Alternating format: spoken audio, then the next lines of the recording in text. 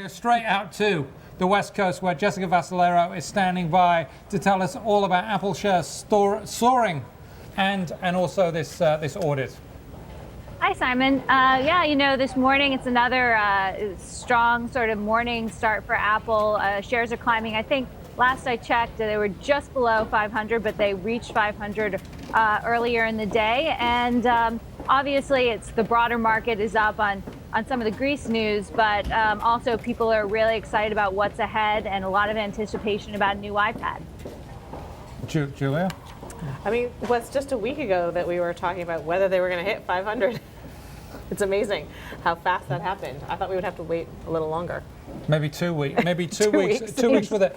Jessica, obviously investors love Apple, and Apple is a big part of the S&P index. So when it moves up, you would expect the indices to move up, and obviously a lot weighing on the Apple iPad. But at the same time, we've got all this stuff going on with the labor problems in some of Apple's suppliers. Explain what Apple's trying to do about that. Well, the company also said this morning that they had sort of started these outside audits of factories they work with in China.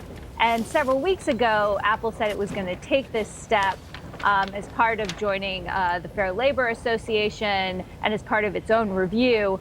They announced this morning that those have indeed gone into effect. Clearly, that's something they want to highlight.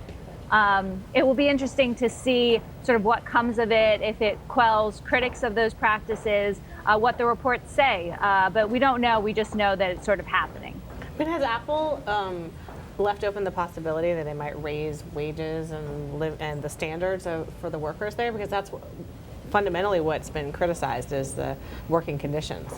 Yeah, Apple obviously distances itself from sort of dictating actual wages and actual practices. They do have guidelines that factories have to meet, but most of that is sort of complying within sort of what's standard within the country. They have in some areas limited working condition hours and come up with a number that they want the workers to stay within. Where a lot of people criticize them is sort of how they enforce this. I mean, Apple says that suppliers that don't meet these standards get kicked out. There are some examples of that, but a lot of people want more examples of that. For instance, I think their reports found that, a huge number of their factories weren't in compliance with their own working hour rules. So that raised the question, well, what happens to those? I mean, are they still, is Apple still using them? And the company doesn't say a lot about that. I'm sure they don't. Julia, you look like you were going to get... It reminds me, I mean, this is going to date me, but it reminds me in college, the big thing was sweatshirts and like the college sweatshirts that were made overseas, and students across... In sweatshops. In sweatshops. And Sweatshirts in sweatshops. Sweatshirts in sweatshops. And so students across the country were revolting and refusing to buy their college sweatshirts, and so basically a lot of colleges at that time, if I remember it correctly, basically pulled the sweatshirts and started making them in the U.S. And I feel like the lesson from that is that the customer has to be the one who says, I'm not going to buy it, and so unfortunately there's not that pressure on Apple right now. I don't see anyone saying I'm not going to buy a phone. There have been some efforts to sort of boycott products at particular stores in recent days and in the past weeks, but nothing that's achieving a huge scale. But Julia, it's interesting you compare this to sort of the garment business, because Apple's making a point that it's the first tech company to ever join the Fair Labor Association. There are a lot of the companies in there are the Nikes of the world and the companies that have really dealt with these issues in the past, in part because of consumer sort of demand. So Apple's making the point that they're sort of leading within the tech space in submitting themselves to some of the same audits. So maybe it's a baby step there. One thing I think will be very telling is when we were talking about basically the petitions that people were waving around, 250,000 signatures in one hand, the petition in the other hand, the iPhone. When the iPhone is gone from the other hand, then we will know they are serious. However, let's get on to this. Confiscated iPads. Who's been confiscating them, and where and why?